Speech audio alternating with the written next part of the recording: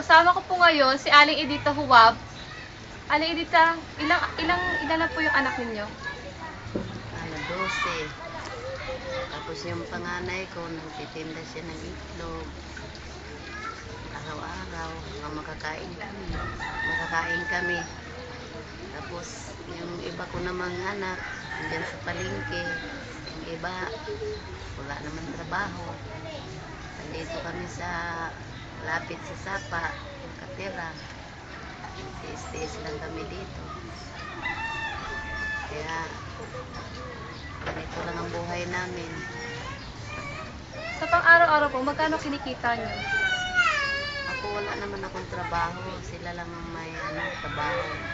Yung panganay ko kumikita ng 100 isang araw.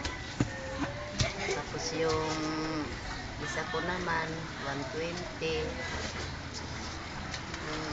Extra lang sila dyan eh.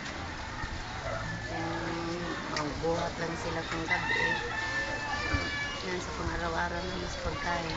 Pinapasya namin ang 100 ang araw nila. Kakain na kami. So, ilang beses kayo makakain sa isang araw? Tanghali naman sa gabi.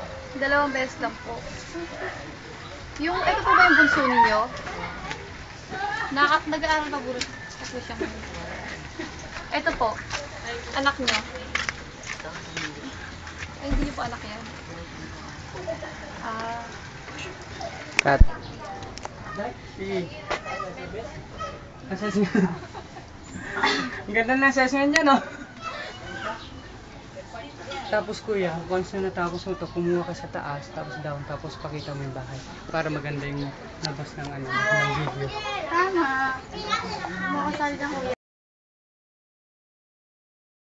Kuha ka sa taas, pababa. Parang kapelikula lang. Wala pa sila, Ana? Wala pa? Bago tayo may picture.